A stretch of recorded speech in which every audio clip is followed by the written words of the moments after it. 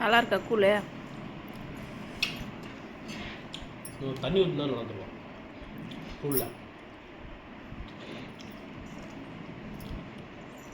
மாங்காய் அந்த வெயிலுக்கு அருமையாக இருக்குது. வெயிலுக்கு அருமையாக இருக்குதா? சூடு. கூழ் ஜில்லு ஈரம். கூழ் தான் குடிக்கணுமே.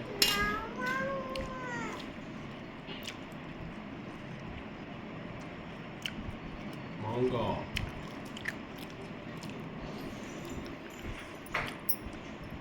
அப்போ 3 வேலையை கூழே குடிச்சிடு.